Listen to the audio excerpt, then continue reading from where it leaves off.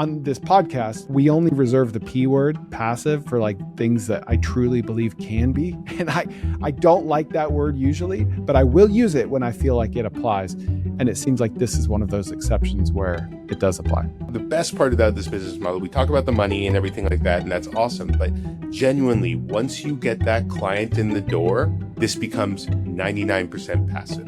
Your website does not need to be touched ever again. I have clients that have been with me for 5 years, and I haven't spoken to them or had any communication with them since. And they've been paying me every single month. And that's my goal. People like to talk about real estate like it's passive, but it's definitely jeez. Don't get me started. Definitely not.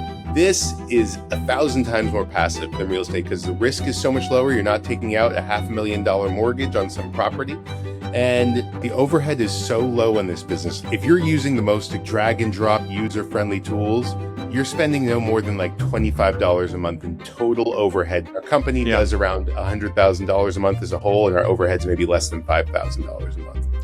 Yeah, it's crazy. I was so desperate to get out of the situation I was in my previous career. I just threw out the number. I go $6,000, and within 20 minutes it was wired. And I looked at my wife. I'm like, somebody just wired me $6,000. I'm like, it didn't seem real.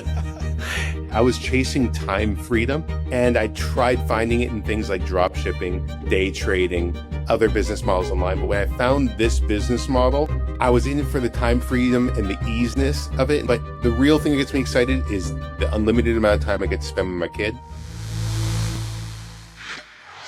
So let me tell you about Kyle. A while back, Kyle texted an old high school friend a screen recording, and 20 minutes later had $6,000 wired into his bank account, and he had never earned $1 online before that day. 6 years later, he runs what he calls a website landlord business, doing about $104,000 a month with almost no overhead. And yes, he works only an hour or two a day. He uses cheap online tools to find supply and demand gaps. Then he builds basic websites within those niches. So today, of course, we're going to talk about how you can copy Kyle, what his script is for closing these deals, and what niches are still untapped. Enjoy. All right. Well, Kyle, tell me what a website landlord is. So essentially, a website landlord is people who own pieces of internet real estate. And it's not domain flipping or anything like that. You're basically building a website for a certain niche in a certain city and then renting out that lead flow that comes through it to an actual local business owner. So let me give you an example. If I were to build a website right now for junk removal services in Austin, Texas, I don't own a junk removal company. I don't have a client that has a junk removal company. Anybody can build whatever website they want, So I go out and build this website that's all about junk removal services in Austin, Texas. I do what's called SEO on the website to get it ranking. It involves content and something called backlinks we can get into later. But I get that website ranking to page 1. And once it's on page 1 of Google so that it shows up anytime somebody searches for junk removal services in Austin, Texas, obviously people are going to be clicking on it. Obviously, there are hundreds, if not thousands of people in Austin, Texas every day going to Google to try and find a junk removal company. So if my website is one of those sites on page 1, I'm going to get a percentage of those people searching. And once they come to my site, they're going to see the little phone number that's on my website, right? It's called a tracking phone number. I can control where all those calls flow to. It's my dummy number. So when people call that phone number, it automatically forwards to a business owner I've partnered up with, right? But to backtrack just a hair, before I even have a business owner hooked up to them, I'm getting the site to page 1. It's getting calls. At first, I'm just letting all those calls go to voicemail before I have a client working with me. It's no big deal. Let them go to voicemail. There will be more callers next month. There's never ending. And you're capturing their info. They're not as likely to convert, if you find a guy to buy your leads and he calls them later, but at least you still have the data and it's proof of concept. So you can say, hey, Bob, I get 3 calls a day for people searching for exactly what you're selling. Exactly. Right? Exactly. Well, the best part about this is that the overhead is so low in this business model. If you're using the most expensive tools or the most drag and drop user-friendly tools, you're spending no more than $25 a month in total overhead per site. That's for the hosting, the URL, and the phone number, right? So the benefit of that is that once I do have a website, it's getting 50 to 100 calls or so a month. I'm calling up that junk removal company in Austin, Texas, and I'm like, hey man, I got this website. It's getting like 50 calls a month of people looking for junk removal services in Austin. Can I connect them to you for a week for free? And I'm not going to take a credit card information from you. I'm not going to make you sign anything. It's literally just a free trial. And sometimes it sounds too good to be true to them. And there's like, it sounds suspicious, but usually they're like, well, whatever. All you need is my email and phone number. So you give them the free trial. And you just want them to start trusting you and to see that your leads are good. So then they'll want to pay for them, right? Exactly. So I give them the free trial. And by the end of that week, if they've made some money off my calls, that next conversation I have with them is really just about what monthly flat fee we negotiate. Can I pause you? Because I feel like that's a big key of this is if they're making any money on my calls, how do you know that they're reporting accurately, that they're not lying, that they're following up with the leads, that they're actually answering the phone, et cetera? Or does there just have to be a good bit of trust involved? Well, I could see if they're answering the calls or not. Sometimes in the call tracking platform, I could see the recordings and stuff. But the thing is if they didn't make any money off of it, then they're probably not going to be a good client for me anyway. So I'm just going to move on to the next person, because if they're not making money off of it, why would they pay me? Right? Sure. And if they are making money off of it, they're not going to want me to turn the calls off. So the incentives are aligned. Exactly. So can you see the recordings or the call transcripts as well? Yes. So if they're like, sorry, yeah, I got a few calls, but didn't go anywhere. And then you look at the transcript and it's like, all right, $700 invoice sent. You're like, hey, bro. Yes. But you're saying that doesn't even happen that often because they see that the calls are good. And now it's just a matter of not will you pay me, but how much will you pay me? Yeah. We come up with a flat fee, and I don't do any contracts with them. I'm just like, you know what? Cancel anytime, because I have the leverage, because I'm sending them the calls. And if they cancel, the calls go away. So they're basically, if they cancel, they're agreeing to lose a big portion of their income, right? So they could cancel whenever they want, right? So they have that exit. So it's a pretty easy conversation. They saw the calls, they trust me, versus a standard marketing company who does like sells Google ads or Facebook ads or something like that. These sales calls for those people, it's a trust game. They're working out like, hey, can I convince this guy to pay me $1,500 a month for the next 6 months and without any guarantee of results, right? That's a tough sell. It's like you have to show them testimonials and be like, look, I promise you I'm really, really good at this, but sign this contract and you're going to pay me for the next 6 months, whether I get you results or not. With me, the whole script is flipped, because I'm like, hey, I already did the work of building and ranking a website, and it's sending you calls and you're making money off of me before we even agree on a deal. And I'm not pressure selling. Yeah. This is more of like a landlord and tenant relationship, not like oh, customer, please work with me relationship. This is the rent. Yeah. And if you don't like, I've had rental homes. It's like the rent is not negotiable because I've got 18 people applying for this house. 100%. Right? You don't want these calls? I'm just going to call Joe down the street. And I know it sounds like aggressive and mean, but like my service is hugely beneficial to small business owners who can't afford to take that $1,500 a month risk on some marketing company with no guarantee of results. These small businesses, most of the guys I work with, they don't have $1,500 to gamble on a marketing company. So with me, there's no gambling. Day one, they're getting leads to pay for my services. There's never a loss of money. I'm an instant slot machine. You put $1,000 into me, I'm sending you $5,000 back. You see what I mean? So it's really a huge benefit to these like more mom and pops that can't afford to gamble on a marketing company. Well, you mentioned like, I don't have contracts. Like I don't negotiate on price. And this is a trust business, and results are the greatest form of trust there is, right?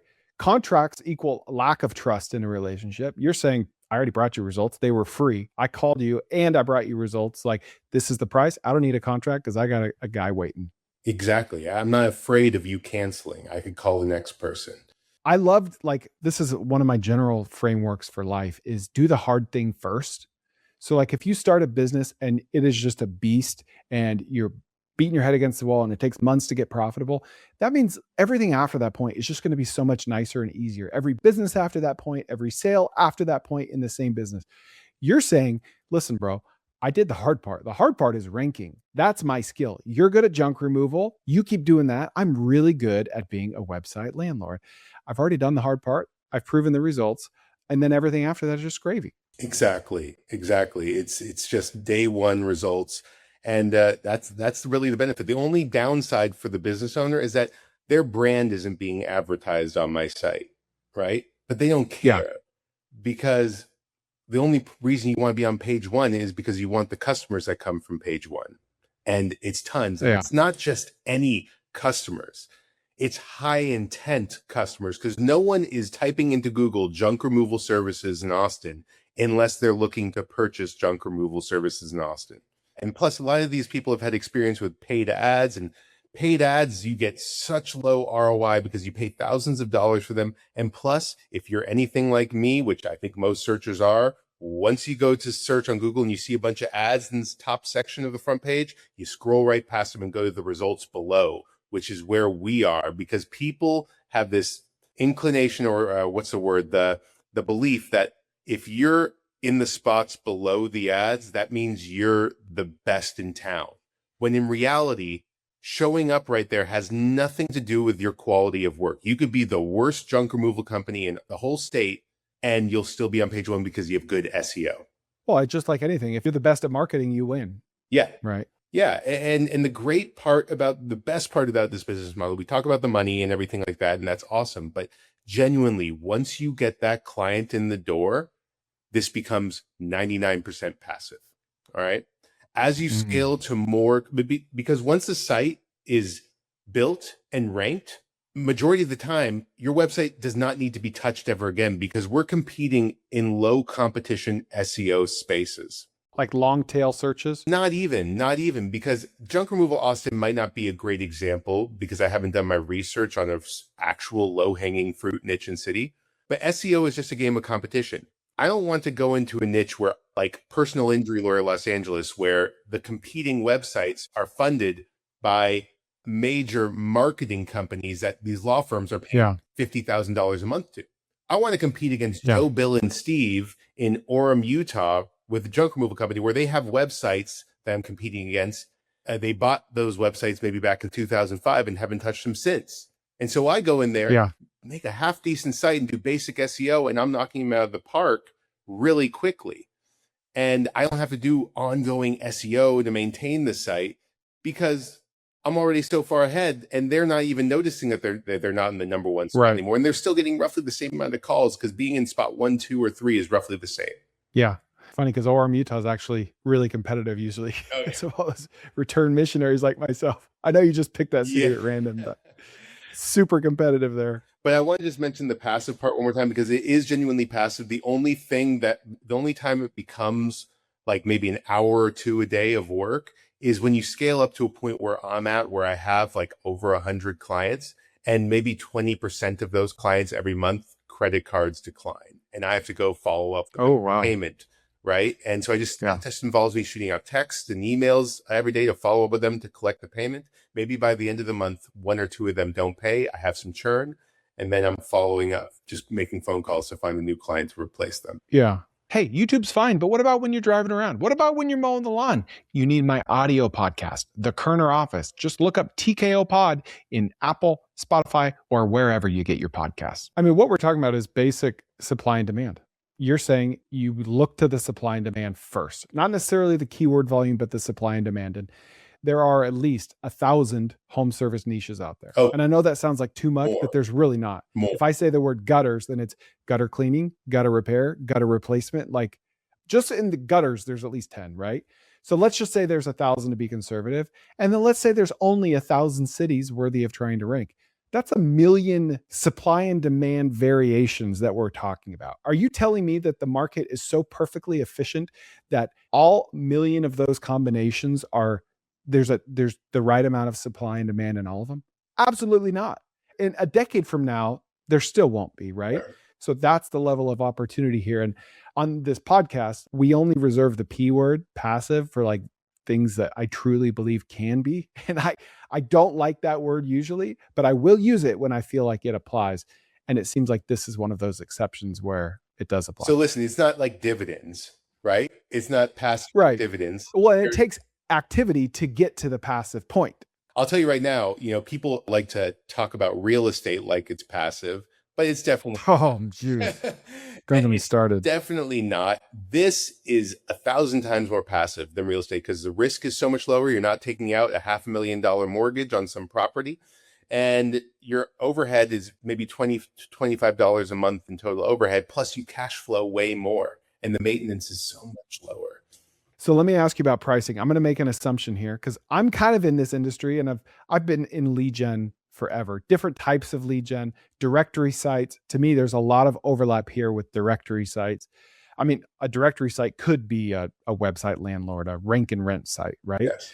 So I'm going to make an assumption that you've tested a pay per lead model here as opposed to a flat monthly price model because you thought, man, we could be much more profitable if we charge $30 per call. And $30 per call is very generous because we know that his close rate's 50%. His average job is $800. So $30 per call is cheap for him. You tested it and then you saw that it just didn't work as well because these business owners want to know what their bill is going to be every month. Even if they net out behind, they would rather pay you a flat fee every month because of the predictability of it. Is that accurate at all? So what most of these business owners want to do is a commission based, and they want to just pay on jobs they close. But obviously I can't do that because that requires me to track all their jobs and trust them to be honest. There's no way for me to know if they actually close a job or not. And if you could trust them perfectly, it'd probably be more profitable for you. I'm actually, it's funny you bring that up because for the first time ever, my contractor that I use for my house, we've become pretty good friends. And just recently I started generating concrete leads for him. And we're actually doing a 10% commission with it. And it's turning out to be way more profitable. But that's because I totally trust him and he's a cool guy. Yeah. Yep. But the pay-per-call thing, yes, it's unpredictable for the client. And I've done things in the past where they have fluctuating tiers of rates where it's like, hey, if you get 25 to 50 calls, you're going to pay this much. If you get 50 to 100 calls, you're going to pay this much. I've kind of abandoned that, not only for the client's sake, but for my sake.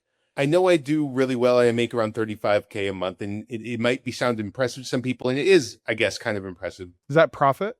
That's pretty much. The overhead is like so low. It's our company does around $100,000 a month as a whole, and our overhead's maybe less than $5,000 a month.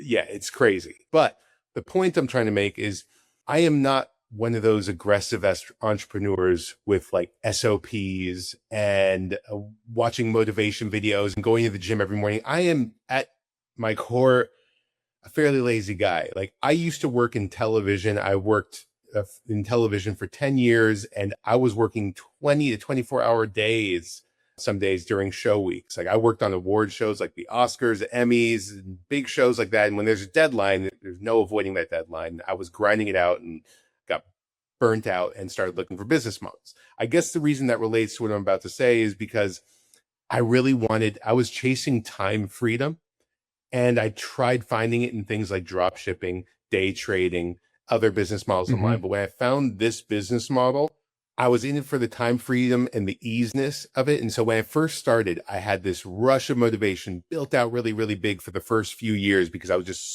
I had my eye on the prize. But I'm in year 6 of doing this business model now, right? And at the level I'm making, which some people would assume I should probably be making more after 6 years, but I've kind of fallen into the comfort zone. I'm making a number that I'm really comfortable with. But the reason I've switched from the tiered pricing to the monthly flat rate pricing is because I wanted simplicity. When you have the tiered pricing, I have clients reaching out to me being like, why did my invoice pop up to $1,500 this month? Then they want to go over every single lead with me and determine whether it was actually a legitimate lead or not. Yeah. I don't want that headache. I'd rather make less money and have this be 100% passive than squeak out an extra 5 to 10 grand a month because I'm like over analyzing and auditing all the leads. Auditing leads. Yeah. I don't want anything to do with that. That makes a lot of sense. Clients that have been with me for 5 years and I haven't spoken to them or had any communication with them since. And they've been paying me every single month. And that's my goal. How long did it take you after starting this 6 years ago to see your first win? 3 months. I kind of did it a backwards way. Since I was really hungry to get money in the door, I didn't do it the classic way of building the sites first, then finding a client. What I did was I went onto my phone, I went into my Facebook, Instagram, I made a list of all the business owners I knew, right? And I came across this one friend of mine who was an attorney, a workers' comp attorney. He was a friend of mine from high school. I hadn't talked to him in 10 years though, but I reached out to him. I made a screencast video where I recorded my screen and showed him how this business model works and how I could build him a site targeting Torrance. I could build him a site targeting Long Beach, Anaheim, Simi Valley, and specific cities targeting where I could generate him leads from. And he loved the idea. He wanted to try it. And he said, what do I have to pay to get this ball rolling? And so I had never made that single dollar in my life outside of W-2 earnings. And so I just threw out a number because I always heard in movies and stuff, aim high. And, in your defense, like a personal injury attorney as like an agency owner is like the golden client. Well, it was a workers. They've got budgets. It was a worker. Oh, okay, you said that. Okay. So it was a little less. Attorneys are great clients. Yeah. They've got cash. Yes, exactly. I just threw up the number. I go $6,000. And within 20 minutes, it was wired. And I looked at my wife. I'm like, somebody just wired me $6,000.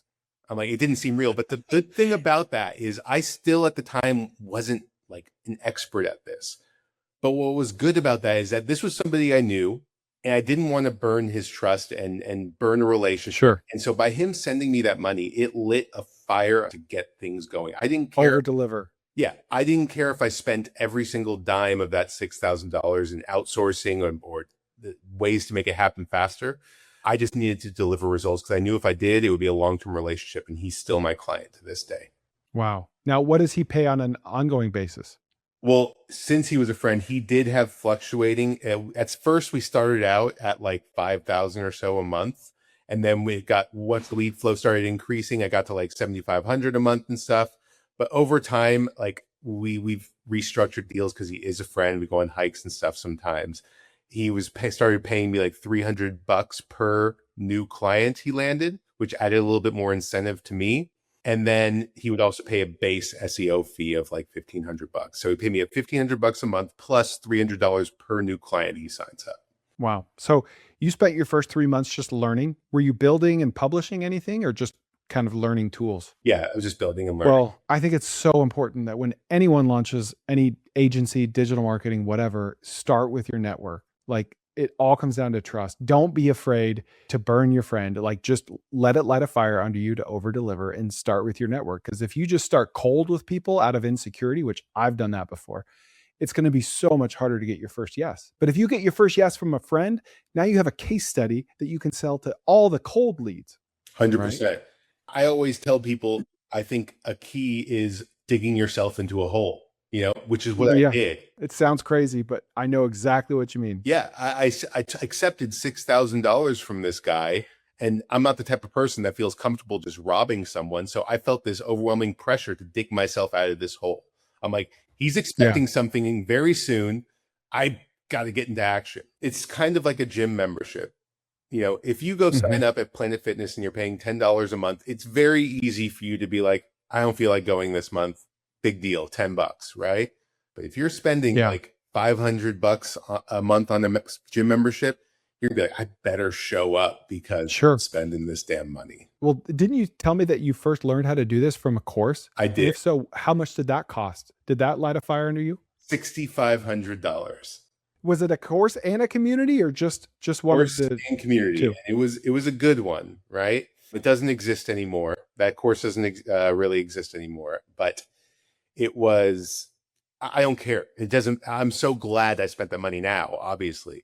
I did not have a ton of money back then. Like my net worth was probably 20K, but I was so desperate to get out of the situation I was in my previous career that, I had bought $500 courses in the past. Now my mindset was like, you know what? You get what you pay for. Why would I spend $500 on something that's not getting me anywhere? Wouldn't I rather spend $6,000 on something that's going to actually get me somewhere?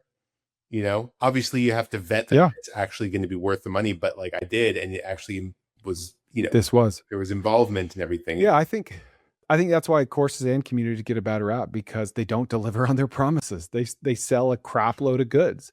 Yeah. And if they do deliver on their promise, they can be life-changing. I know courses do have bad rep, and they probably, some of them deserve it, but a course changed my absolute life. And I've witnessed it change so many other people's lives. It's just, you're learning new skills, and what you really want to find in a course is a community that's keeping you engaged.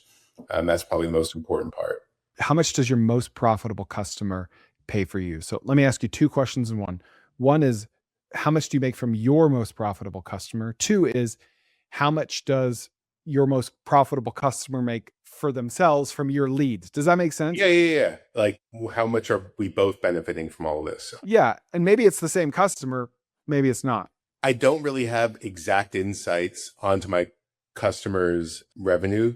Like ROI. Yeah, I don't have exact numbers into that, but my metric really But is. anecdotally, like, do you know of a customer that was like, dude, I'm making 30 grand a month from your leads? You know what I'm saying? I have been told things like that before. So I do have clients who have told me that, like, I get holiday cards from some of these guys. They're like telling me how grateful they are that I made their Christmas because I showed up in their lives. I have a guy who told me we just upgraded our house we moved to a 4-bedroom house instead of a 2-bedroom with our kids and everything. And it's all because of your leads. It's the best feeling ever. And you almost feel guilty accepting that praise because you haven't really done any work for them since you built the website. It's not like I'm grinding it out for them every day, but I'm still benefiting them. But we do have some clients that pay us, like $5,000 a month. And my metric for assuming why they're paying me is that they're doing really well. If they were only squeaking out an extra $1,000 off the $5,000 they're paying me, I don't think they'd be still paying me.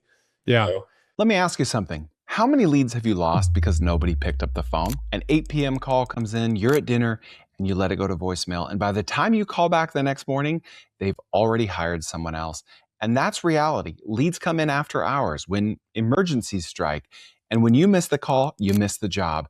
And it's not about quality, it's about speed. High Level built an AI employee to fix just this. It answers real phone calls, talks to leads, qualifies them, and books appointments directly on your calendar 24/7. Also, it'll handle text, DMs, and web chat. So you can stop missing revenue just because you couldn't grab the phone. Oh, and you can also white label the entire thing and resell it to your clients as your software. Charge them monthly. And that is recurring revenue that you didn't have yesterday. So check out gohighlevel.com/TKO pod, and they will give you a 30-day free trial to see what I mean. How many calls is a client like that getting? 5,000. Well, it depends what niche you're in, and the niches that my partners and I focus on. That would be maybe like 800 calls a month. So, but sometimes I'll build out a client to. Sometimes you'll work with a client who has like multiple cities. Like, you don't really get to 800 calls a month in one city in most cases. It's usually multiple cities or multiple territories within the state. So what you could do with some of your clients is you could grow them out if they offer services in adjacent cities or adjacent markets. So we'll start with them in, let's say, Dallas.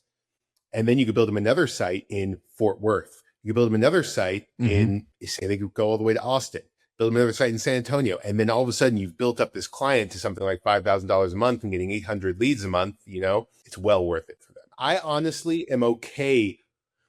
There are tons of clients that I should be getting paid more from. 100%. I deserve more for some of these sites. But because of the passive nature of this business model, I try not to get too greedy, because if somebody loves my leads and say I feel like I should be getting $1,000 for this site, but they're only paying me like 600, I'm going to be okay with that deal because I know they're going to be comfortable at that rate. They're never going to bother me, and they're going to stick with me for years and years and years. And I don't have to hear from them, and it's easy. Versus if I'm charging them too much, then they're going to be on top of like the quality of my services and be calling me up and questioning every time there's a slow month or something. I don't want any of that. I want easy. This is such a hard principle to learn. I'm still trying to learn it because I'm like, I still fight a scarcity mindset, having grown up poor. But if you think of the most profitable companies on the planet and the highest value companies on the planet, Apple, $4 trillion company, they are all companies that offer hundreds or thousands of times more value than what they're selling. Amazon, if Amazon Prime went from whatever it is, 150 to 400 tomorrow, I'm going to pay it. And Amazon knows I'm going to pay it, right? Because I'm buying from Amazon like every single day. If the Apple iPhone went from $1,000 to $2,000, I'm going to buy it. And Apple knows it, right? They know that not everyone will, but their core users will. But my lifetime value with Apple is over $100,000, right? Because of the fact that I think that even though my MacBook was $3,500, I'm going to spend thousands of hours on it and generate millions of dollars from that MacBook. It's worth hundreds or even thousands of times more than what I paid for it. And because of that, Apple's insanely profitable and they're a $4 trillion company. Rinse and repeat with any mega profitable company. And so it's hard to do that. It's hard to not charge more when you know you can. But if you play the long game and you're relentlessly addicted to playing long-term games with long-term people, then you can do it. Like you cannot raise your prices just because you can. You can keep buying more and more trust and goodwill, and then they'll tell their friends, and then they'll tell their friends, and you will make more money while charging less all along. It's a magical thing. Yeah, it's you almost want people to forget your bill even exists. That's kind of my goal. I don't want people to feel it every month and get punched in the gut. I want them to kind of forget about it because then they're just going to leave me alone. Because what we're all doing this for, I mean, some people are in entrepreneurship for the love of the game. Some things about doing business gets me excited, but the real thing that gets me excited is the unlimited amount of time I get to spend with my kid, my ability to travel whenever I want on my own terms, and, being able to max out my, savings accounts and IRAs and everything like that. And so I just create a safe life for my kids. So that's my goal.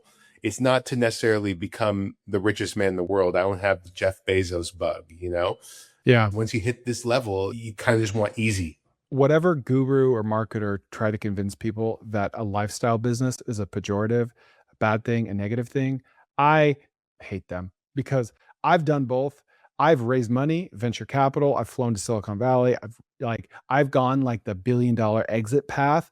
And oh my gosh, like you are much more likely to fall on your face than you are to ever reach $1 billion or anywhere close to it. Whereas if you optimize for 6 figures a year or hundreds, like two, three, four, $500,000 a year, you are more likely to get to 10 million a year or 5 million a year than if you optimize for $1 billion and land at 10. Like if you optimize for $1 billion, it's boom or bust, and it's probably bust. Optimize for 500,000, it's more likely to be boom, and you're able to take that 500,000 and scale it if you want to, while still having a great lifestyle. Like I spend hours in the yard every day trimming my fruit trees, planting trees. Like I love spending time outside with my kids, traveling. We go on like 5 trips a year. And this is a lifestyle business. Yeah. And it's freaking awesome. Yeah. People should optimize for that. I don't think people realize that you don't need $500 million to be financially free. You don't even need $20 million to be financially free. You just need enough money in your checking account that could keep you floating for a year or 2 years if it hit the fan. You just need to be able to have enough money in your bank account to be able to tell your employer to screw off if you didn't want to work there anymore. Yeah. Because that's the real freedom. If you feel like you're trapped in a job and you can't leave it, that's not freedom. If you have enough money in your bank account and you could walk away from any job, then that's true freedom. What does your tech stack look like? What tools could you not live without to do what you do? So number one, I started off building sites on Weebly because I didn't know how to build websites, and it's super easy, drag and drop. But since I got partners who were a bit more savvy at things like WordPress, my costs went down and we use WordPress and things move way faster. The reason I don't encourage people to start with WordPress if they don't already know it is because it takes a long time to learn it. So even though Weebly's more expensive, it's better to get started on that. So first tech stack, WordPress or website building tool. Then you got CallRail, which is the call tracking software. You could use CallRail, you could use Twilio. There are a bunch of other providers out there, but that's where I get the phone numbers from and how I could track all the phone numbers. And it also automates emails to my client with a recording of the call and the phone number of the caller so they can keep track of any call that comes from me, and so that there's no question of whether it came from me or not. And then it also does something called a whisper message. So whenever my client picks up the phone, the first thing they hear is a little robot voice recording that says, call from Kyle's Leads, and boom, they're talking to the customer. So it's an all-in-one tool. So CallRail, WordPress, and honestly, an Excel sheet. I don't use any fancy CRM. I only use Go high level. Some people do, but all I need is my client's name, business name, phone number, email, and that's all I really need. And obviously we have a Google Sheet page for all of our sites and all the domain names and everything, but there's no reason to get overly complicated with it. Now, for researching what city, what niche to go after, are we talking Ahrefs, SEMrush, or are there other tools out there that you use? So As a beginner, I would use Ahrefs because it's very detailed and it'll help you get really good, accurate information to find backlinks, to do competition research and niche research, etc.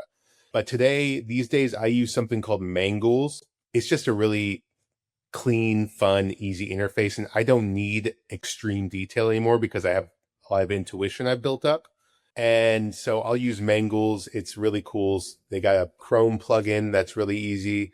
And that's just what I use now. But I would recommend anybody starting out, if you're learning this game, to use Ahrefs. Okay. What did your first 6 months and 12 months in revenue look like? How long did it take you to get to 10 grand a month, 20 grand a month, et cetera? I got to $10,000 a month at the end of my first year. I found this business model in August of 2019. And then obviously pandemic hit March 2020 and everything shut down. And so my TV work went away and I was double down on this and give it my full attention during pandemic. And, I was able to get to $10,000 a month on, I would say 50 to 75% effort, right? Just because like I said before, I'm not the crazy aggressive person. So there are some people I know who got to 30 or 40 grand a month by the end of their first year. I'm just not one of them. And then how long until 20, 30, 100 grand a month where you're at now? We started averaging around 100 grand a month in the company around year 4, but we were hovering around 50 to 70 for a while. We were kind of cruising and plateauing for a bit, and then we just got a second wind and built ourselves up to 100 around, year 4 or 5. Okay. How do you find clients? Or I guess you told me in the very beginning, you proactively build the sites for them based on what your Mangools, Ahrefs show. And then you go find junk removal companies in that, whatever it is, whatever site you built, you go find people to sell it to. Is that right? Yeah, I build a generic site that's all about the niche and city, generic site, no branding. And then I just literally go to Google, Yelp, Yellow Pages, and make a list on an Excel sheet of all the businesses in town that offer that service. And then I just start calling because it's such an easy phone call. Some people are too afraid to make the phone call, so they do text or email, but I just want to get it over with. And I'm just offering people a free trial. It's a gift. The difficulty of your phone call is correlated with the strength of your offer or not, right? You're confident in what you're selling because you're already generating leads for the person. Like you're calling them up and saying, I have free money for you. Yes. Would you like that or not? So I hate cold calling. I'm an introvert, but if I'm calling with that offer, I'm picking up the phone all day. No brainer. Right? It's a no brainer. I have a script I've said over and over again that I've tweaked throughout the years, but it's not. What's the script? What's the 80-20 of it? I mean, it's really just like, I'm really sounding very casual. It's not, I don't call them and say, hey, my name's Kyle from Superstar Leads LLC, and I want to know if I can speak with the business owner. No, I'm not doing any of that. I'm calling up and saying, hey, what's up, man? I'm almost presenting it like I have a problem I need help with from them. I go, hey, man, I got this website that is getting like 50 calls a month for junk removal services in Austin. I'm not a junk removal company. I don't know what to do with them. Do you think I could send them to you for like a week and you could just see what they're like? So good. All I need is a phone number and email to send them to. And obviously there's some conversation there. They ask some questions. I explain to them how they're going to receive the calls. And then it's almost like, they're almost like, this is not going to work. This is going to be nothing. This is some schmuck that's just, calling me for some random reason. And it's really that casual. I almost want to present it like I need their help taking over these calls because I can't handle them. Right. And so I just give them the calls for a week and then it does the selling for me. I just have to almost trick them into accepting this beautiful gift because or else sometimes they'll get in their own way. And they'll just be like, this is too good to be true. I can't take this.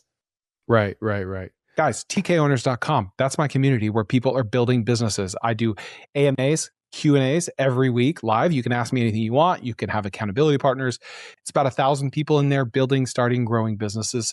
Check out TKO, as in the Koerner office, tkowners.com. Do you have any idea like what your close rate is with this pitch if you actually get them on the phone?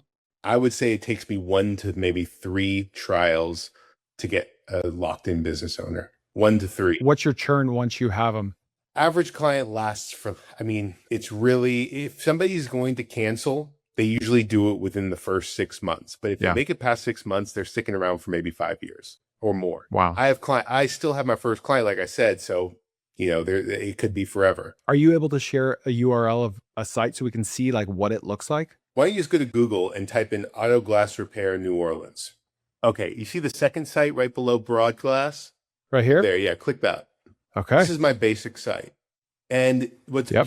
it's very basic and ugly, but I think it's beautiful because you know Doesn't what? matter. It works. Google is just an algorithm and it's like a baby. And you want to be abundantly clear to Google, this is what I do and this is where I do it. You don't want them to struggle to figure that out. So my website loads really fast, easy for Google's little bot to read, and it clearly conveys that I am the expert on auto glass repair in New Orleans. All right. Yeah. And so it gets the job done. It communicates properly. And I just keep adding content to it until it gets to page 1. And there it is. And this site generates around 50 calls or so a month for a company I've been working with for 5 years now. And he pays me around $600 a month for the past 5 years. And I've maybe talked to him 5 times. Jeez. And like they get the form leads for free as well, right? Yes, he gets the form leads as well. Yeah. And also, like, I know this site's ugly and basic, but if you tell me if you're going to hire a towing company or an auto glass company, do you care if their site is pretty or not? No. My highest converting newsletter, like paid ads site for my newsletter, is this one right here. No distractions. I'm serious. I've A/B tested it. It looks ridiculous. Like, put your picture on there, put a testimonial. No, that's a distraction. That's something else for them to click. I don't want them to be distracted by anything. I don't need their number, their name, anything. Just give me your email. That's fascinating. So it works. That's awesome. Yeah. I mean, when you're looking for these blue collar services, you expect the sites to be, you want your tow truck guy to not really care about the internet, his internet presence, you know? If I have a contractor roll up to my house with a wrapped truck, I'm saying, bro, turn around. You're too expensive. Yeah. I'm serious. That's funny. What niches do you target? And does it matter? Is there a better niche out there than others, or does it mostly come down to supply and demand? It mostly comes down to the level of competition. So, I mean, great niches. I know somebody making $50,000 a month strictly doing epoxy flooring leads, right? I know a guy doing $90,000 a month, and all he does is spray foam insulation leads, right? So there's a wide variety of niches, and you learn about new ones all the time. Like, I just stumbled across one the other week, crime scene cleanup. You should look into that industry. It's actually something that you might find interesting for one of your shows. Oh, you have? Yeah, I haven't done an episode on it, but I'm aware there's franchises for it. Like, it's a very profitable business. They make so much money. It's dark business. I don't know if I'd want to generate leads for that, you know, but it's an industry not a lot of people have thought about, and you're going to come across a lot of these types of industries as your eyes are opening to these different spaces, right? Yeah. Now, this is a loaded question, but like, what's the 80-20 of how to get these to actually rank? Like, let's say you look at these, you know, these research sites, a lot of search traffic, very low competition. Okay, cool. You buy the domain, city name in there, you build it. What are like the most important things you need to do to get it to actually rank for the client to get leads? I'm going to preface this by saying that too many people follow the SEO blogs and the big Google updates and stuff and get freaked out and take them too literally. It's going to be hard to believe, and people are going to think I'm full of it, but I'm doing the same strategies I was doing back in 2019 to get local sites ranked. All right. If the 80% is content and backlinks, the 20% is maybe citations, heading structure, and stuff like that, right? But the 80% is content and backlinks, and volume of content, quality of content, and quality of backlinks and volume of backlinks. But people have to remember, if they go onto Google and do their own research on SEO and they think that my strategies are outdated, they have to remember I'm doing local, low competition SEO. All right. And I'm not competing against, I'm not trying to rank for the keyword weight loss where I'm competing against Wegovy and Ozempic. I'm competing against the keyword junk removal, Austin, Texas, and the other sites there are run by Joe, Bill, and Steve. Yeah.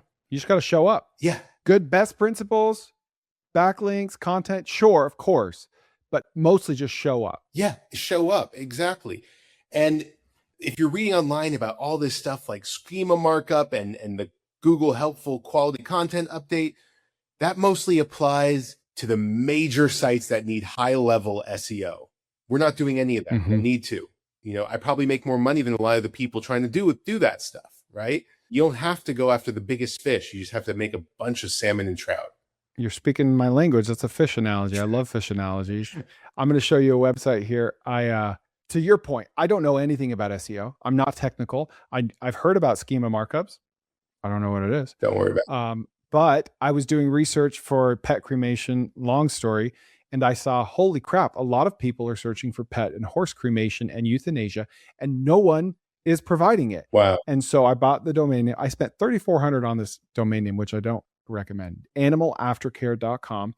And I've done nothing with it. I set it up, and this is my traffic for the last 2 years. Wait, you've done nothing with it? Nothing. I've done nothing with it. I'm not selling the leads. If anyone's listening to this or watching this and you have a contact at Mars, the big candy company, they own a bunch of vet clinics. If you have anyone at Mars or anyone that has veterinary clinics, I will sell you these leads because I'm getting calls and emails every single day. And I got too much going on. I could sell that. Please do. Seriously, if you could. If you're serious, shoot me an email and I'll. No, I am serious. It's sold for you. I am serious. I'm not just this isn't for the content. It's been on my back burner forever. But my point in showing you that is that I don't know what I'm doing. I don't know about SEO, but I knew there was a supply and demand imbalance. So we built a website, and it not only does it get leads every single day, but it's growing every single day. How are you capturing leads? Just through a form or you have a form, and then they go to a Google Voice number. Okay. Yeah, we got to do something with those. That's a really interesting niche. Yeah. I think it's a valuable site. A horse cremation costs $3,000. Wow. In the state of Texas, there's 2 cremation facilities. 2. Texas. So that could be a problem because they probably are already overwhelmed with leads and they might not be willing to pay for more if there's only 2, right? So that's sure. Issue also. There's some value there to be had for sure. For sure. Let's talk after about that. For sure. All right. So doesn't matter the niche. I think I ran through all my questions. Kyle, sorry to rush us off, but where can we find you and learn more about you and what you do? So if you want to learn more about what I do, I did set up a page it's not going to grab your email or anything like that. It's a whole page with information on how this business model works in more detail. rentlocalsites.com. Again, it's rentlocalsites.com. It can explain to you the more details about how this business model works with videos. But also, if you want to keep up with me and learn more with little tips and tricks, you could follow me on TikTok. I am the handle Website Landlord. It's all one word, Website Landlord. That's such a good name. So that's such a good name. rentlocalsites.com and Website Landlord, 2 ways to find me. All right. And you could DM me if you have questions also. Thank you, Kyle. Thanks so much, Chris. And be in touch. Listen, I need more people like this to interview on my podcast. So if you know of someone with a side hustle or a business that's unique and cool and super profitable, email Molly, Molly, at cofounders.com. That's one word, cofounders.com. Molly at cofounders.com. Tell her your story and we'll give you $100 if we end up interviewing them. Please share with a friend, hit a like or a comment below, and we'll see you next time on the Koerner Office.